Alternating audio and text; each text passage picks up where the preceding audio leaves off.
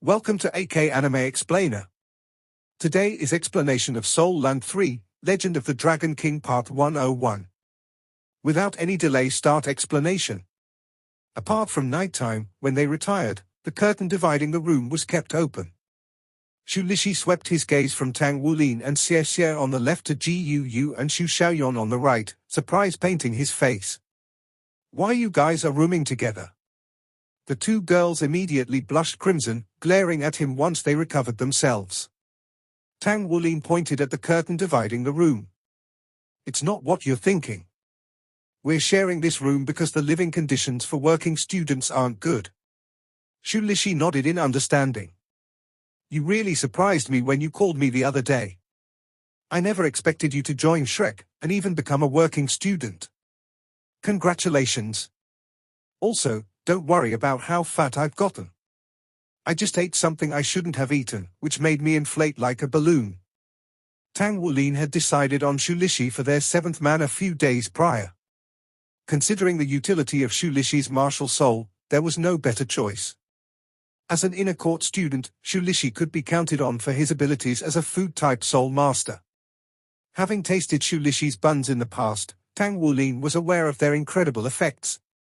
In fact, they were especially beneficial for him, restoring his depleted blood essence so he could continue using more of his Golden Dragon King abilities. With Xu Lixi's support, his strength would increase by 30%, not to mention how his teammates would benefit. The missing cog of their machine had been a pure support-type soul master. Unlike Yuan Yehui and Yu Jingyu, Xu Lixi had jumped at the opportunity to help Tang Wulin with no strings attached. And today, he had personally come to visit. Xu Lixi, what's the inner court like compared to the outer court? Asked Xu Xiaoyan.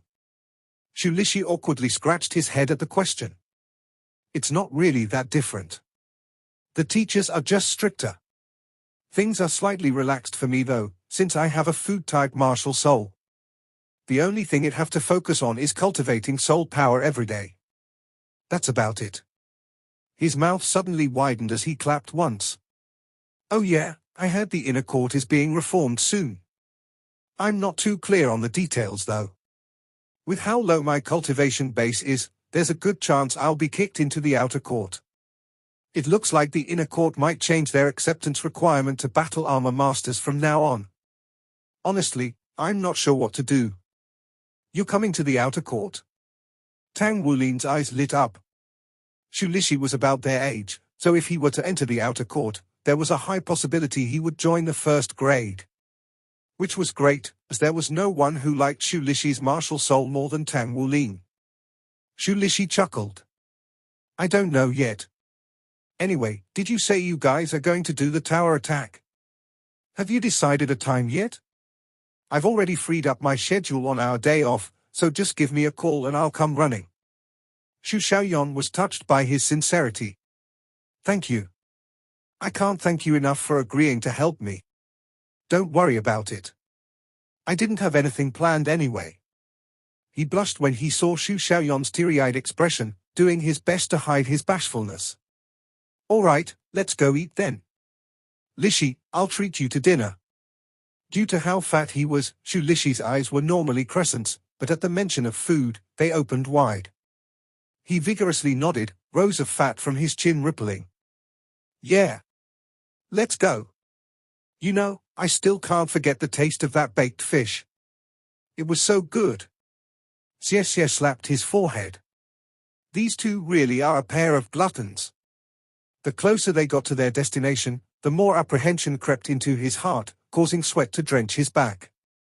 He pictured the disastrous scene of the two gluttons tearing through the dining hall, shuddering. Nothing would be left. Although the dining hall always had extra food in stock for extreme situations, ever since Tang Wulin had stepped foot into the area, the staff were forced to increase their stockpiles. Because Xu Lixi was accompanying Tang Wulin today, without a doubt the dining hall stores would be eaten clean. Xu Lixi's appetite had grown to match his body's size over the years, rivaling Tang Wulin's hunger on a regular day. However, Tang Wulin's ability to eat, large as it had been, was amplified by the joy he felt reuniting with Xu Lixi. The two were evenly matched in the art of gorging, revealing the true extent of their gluttonous tendencies in each other's company. In order to thank Xu Lixi, Xu Xiaoyan took it upon herself to ferry over a continuous stream of dishes. Soon, a mountain of dirty dishes piled high before them, the dining hall completely devoid of any morsel. But they were still not satisfied. I didn't get to eat my fill. Xu Lixi patted his belly as he flashed a silly smile at Tang Wulin. Tang Wulin forced out a bitter one. Me neither. I remember you couldn't eat more than me before, but it looks like your appetite has grown even faster than mine. You're amazing. Xu Lixi chuckled. Back then, I couldn't accept that I lost to you in eating, so I immediately began gorging myself when I got home. I strove to eat as much as I could every day and surpass my stomach's limits. By coincidence, my cultivation speed increased quite a bit as well. But unfortunately, so did my waist size. Hee hee. I really envy you. You don't get fat no matter how much you stuff yourself. You should train your body. Being too fat isn't good for you. I'm fine. Like I said before, I'm this fat right now because I ate something special and couldn't slim up afterward. It looks like I'm stuck this way now. Well, let's go then. We can eat some more in the city. I know it like the back of my hand, and there's this amazing noodle place I have to take you to. We'll get 10 bowls of noodles each. The bowls are really big and the noodles are delicious. Go on without us. Gu groaned, rubbing her face with her hands. During their meal, she had been earnestly reflecting on Wu Sidua's words, and had acknowledged the mental and physical fatigue watching Tang Wulin's gorging brought. Free in their own world, Tang Wulin and Xu Lixi happily left for the city to eat noodles, arms wrapped around each other's shoulders as they rejoiced. For gluttons like them, it was a true miracle to find a comrade, and was a manner worthy of celebration. In fact, Tang Wulin decided to indulge himself a bit today and take some time off from cultivating to eat with Xu Lixi. In any case, eating also benefited his body. Tang Wulin's eyes now shone a brilliant gold as his blood essence continued to surge toward the heavens. It rapidly progressed along the Dragon Shocks the Heavens pathway, going past the 50% mark and reaching 60%, then 70%. Once his blood essence traveled 80% of the pathway, a bottleneck appeared. Tang Wulin felt as if his entire being were working to stop his blood essence from advancing any further. The whirlpool of energy that raged inside of his body rapidly expanded, but try as it might, it could not break through the barrier within him. As his stomach ballooned, Tang Wulin's entire body turned gold. He suddenly found it difficult to breathe, almost as if the air had grown thinner. Pain tormented him, but he couldn't stop now. He could only let his blood essence continue to gather and compress in his stomach. All of the blood essence in his body moved with his soul power to gather at that one spot. Despite how tough his body and his meridians were, he felt as if he were about to explode. Not good. My energies are deviating. Tang Wulin knew he had acted too impulsively. His blood essence was currently too wild for him to practice Dragon Shocks the Heavens. His actions were a far cry from progressing step by step. He was advancing by leaps and bounds. As positive as this was, it had also led to his current crisis. A few days ago, he visited Shueisha seeking guidance. Shueisha had told Tang Wulin that he would help him advance to the next level once he could fill 60% of the circulation pathway. Yet he had rushed straight through 80% of the pathway.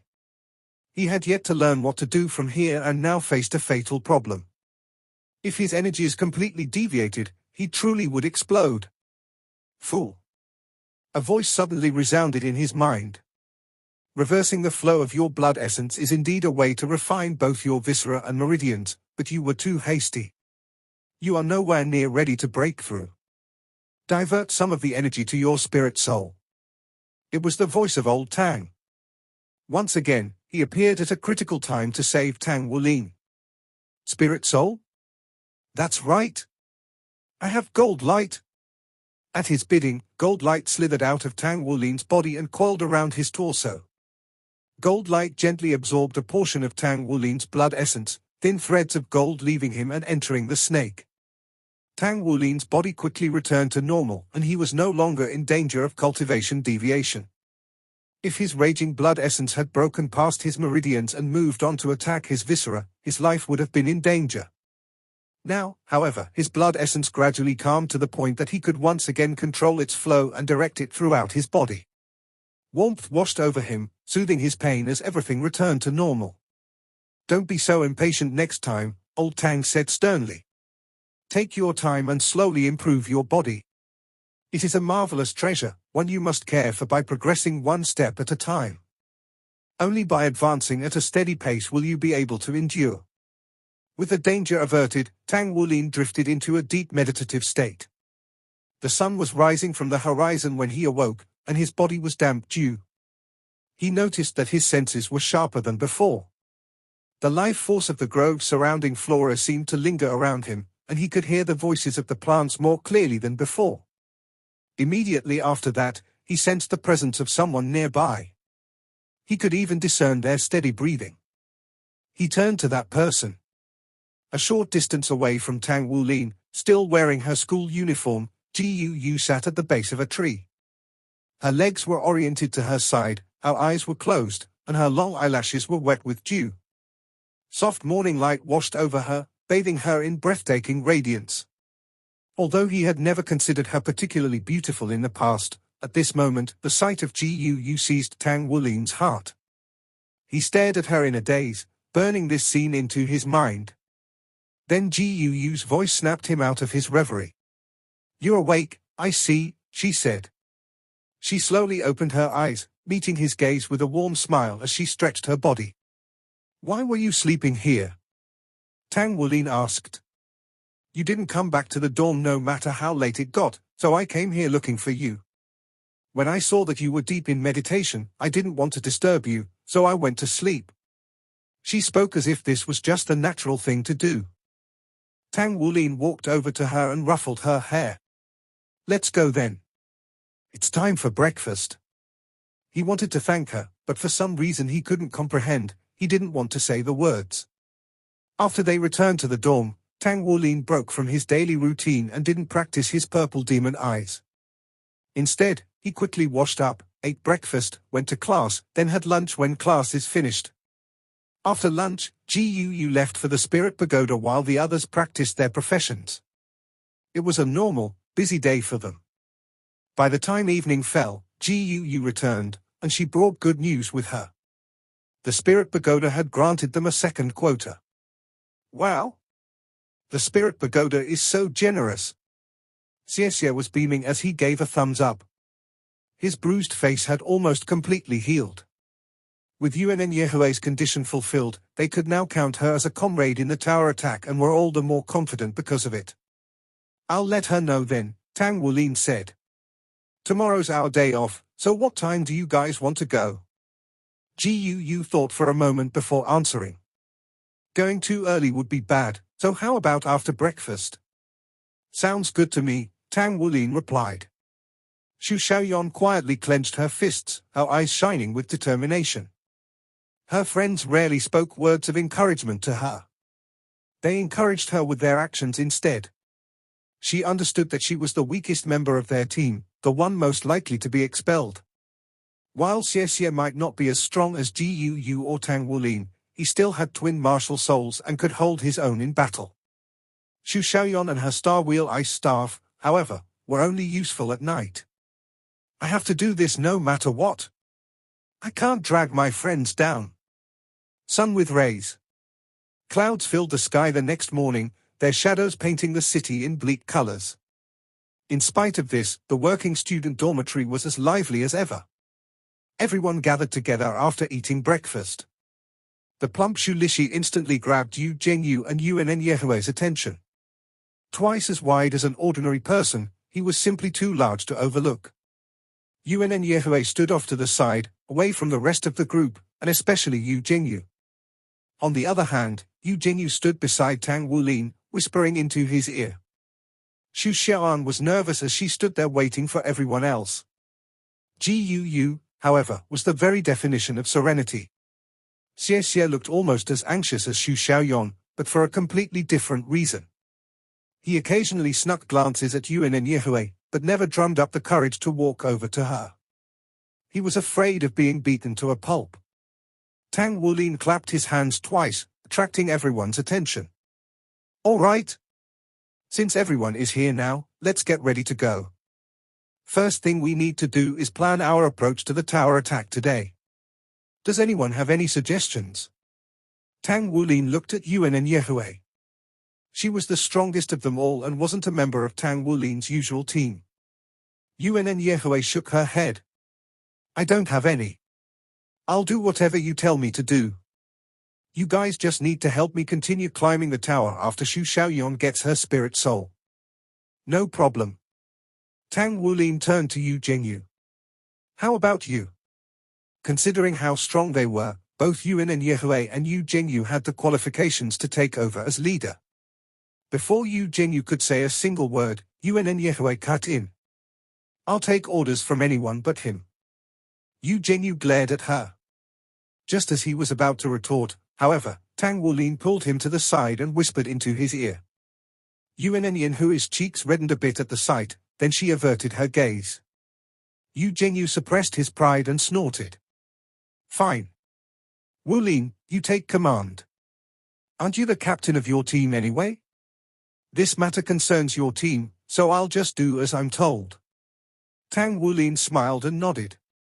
He only had to whisper "Jade Silver" into Yu Jingyu's ear to get him to submit. Tang Wulin had been lucky in the past few days and managed to forge a piece of jade silver with a harmony rate over 90%. He had immediately given it to Yu Jingyu, but had yet to ask for compensation. This was why he trusted Yu Jingyu so much right now, why he dared to be so confident. Before Tang Wulin could turn and ask him, Xu Lishi waved his hand dismissively. I just came to have some fun with you guys and help out. Although Xu Lishi stood off to the side like a harmless lamb, neither Yuan and Yehui nor Yu Jingyu dared look down on him. The reason was simple. The badge on his belt that spelled out Shrek Academy was red. They both understood the significance of that color. That was the mark of an inner court student. He was one of the geniuses who stood at the peak of the continent, destined to become a battle armor master. Tang Wulin didn't question any of his three friends, simply nodding at them instead. All right. I'll lead the team then. Xie Xie is our only agility type. We have 3 assault types, Yuan and Yehui, Yu Jingyu, and me. Yuan and Yehui will be positioned in the center, and Yu Jingyu and I will support her by her side. Yu will support me with control and ranged attacks. Last but not least, Xiaoyan will be our backline fire support. Everyone nodded, not a spark of dissent present. Since they were a 7-man team put together at the last minute, they must rely on brute strength to climb the tower. Fortunately for them, Yuan and Yehui was on their team. Her attack power was worth that of several soul masters in the same ring level. Additionally, Yu Jingyu and Tang Wulin were also coming along. Although Tang Wulin wasn't their match in overall strength, he could stand their equal when it came to explosive power. Besides, he was also responsible for commanding the team and controlling the battlefield. He considered the rest of his team. Yu was their hidden ace. Given enough time to charge up, she could unleash thunderous elemental attacks from afar. In contrast, Xu Xiaoyan was proficient in creating and taking advantage of openings, a skill she had honed from the nature of her martial soul. As an agility type, Xie Xie wasn't to be trifled with either. Then there was Xu Lishi as their support. Under the influence of his food-type martial soul, Tang Wulin's battle power increased by 30%. For now, he only knew of Xu Lishi's recovery pork bun, the rest of his arsenal a mystery. Either way, the combination of their strengths formed an incredible 7-man team. Let's go. The 7 teammates departed for the campus gates. Before Tang Wulin could call for a taxi, a luxurious business van pulled up to their feet. The door to the driver's side opened, Yu Jingyu's butler stepping out to open the passenger's side for them. Flashing Yu Jingyu a thumbs up, Tang Wulin turned to face the rest of his teammates. Hop in. Yu Jingyu sat in the front and the rest shuffled into 6 seats behind him. Normally, 6 seats would have been more than enough room to ride comfortably, but Xu Lishi's plumpness occupied a seat and a half. Tang Wulin sat in the middle row, lodged in between Xu Lishi and Yu. Yuan and Yehue and Xu Xiaoyan sandwiched Xie Xie in the back row. It forced him to sit shoulder to shoulder with Yuan and Yehue. His heart thumped in his chest, his mind unable to forget the forbidden scene he had witnessed. "If you have any lewd thoughts, I'm going to kill you," whispered Yuan and Yehue. A shiver went down his spine and he hastily said, "No, no. There's no way I would think that." His voice came out louder than expected, and the three sitting in the middle row flashed him an inquisitive look, Xu Xiaoyan doing the same. Apart from Xu Lixi, who wasn't aware of the background story, the rest understood the situation.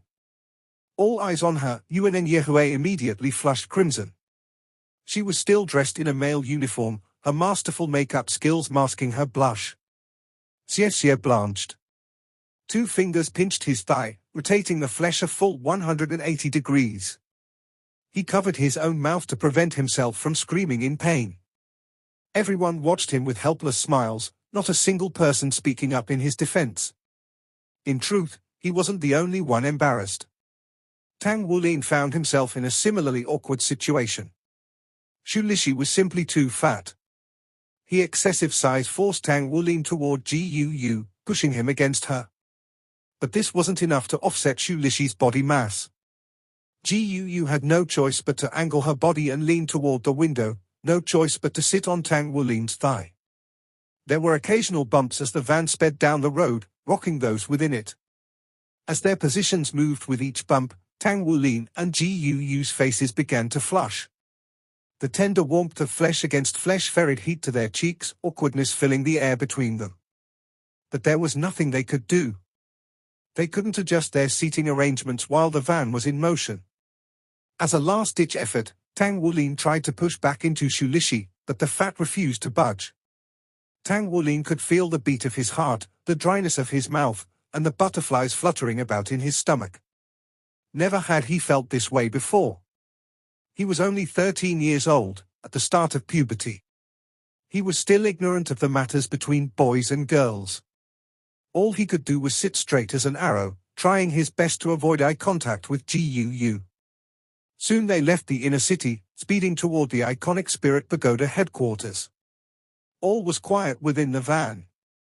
Xie Xie had regained his normal complexion and sat like a child afraid of imminent punishment, hands clasped tightly on his knees and head hung low, not daring to look up at Yuan and Yehue. The smell of youth was in the air. After 40 minutes on the highway, they finally reached the Spirit Pagoda. Shrek City was truly enormous. The van cruised to a stop. As soon as the doors opened, Gu burst out. Tang Wulin could still feel her warmth on his thighs, and her scent lingered. But he finally had some room to breathe. He let out a relieved sigh as he exited the vehicle.